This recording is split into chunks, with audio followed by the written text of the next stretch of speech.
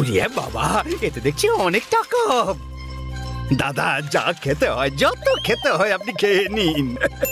চিলুলে সবার আগে থাকেলাকে খুঁজে বার করতে হবে।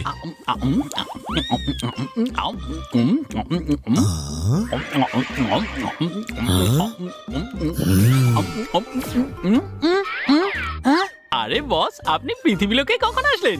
অনেকক্ষণ চলে এসেছে, কিন্তু তুমি ক্যান্ডি খাবার থেকে ফ্রি হলে তবে তো। ঠাকু, এসব কি চলছে?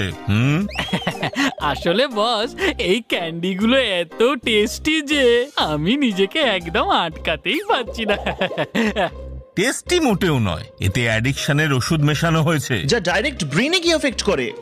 সেই জন্য তুমি এই ক্যান্ডি ছাড়া থাকতে পারছো না। হ্যাঁ সত্যি? সত্যি। আর তোমার থেকেও খারাপ অবস্থা শহরে বাচ্চাদের। কি এমন থাকতে পারে এই ক্যান্ডিজে বস? সেটা তো মালিক নিজের মুখেই বলবে। আর নিজের পাপের ঘোড়া নিজেই ফাটাবে। ধুম দ্রাম ঠাস, চলো করি পাপ নাশ।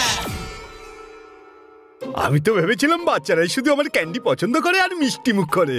আজ তো দেখলাম একজন দামড়া লোক এসে ক্যান্ডির জন্য এত টাকা দিল, আবার বলেছে কালও আসবে। খুব মজা হবে।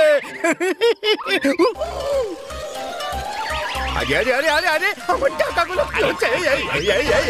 কোথায় যাচ্ছে রে? আমার টাকাগুলো কোথায় উড়ে যাচ্ছে? ওরে আমার টাকা।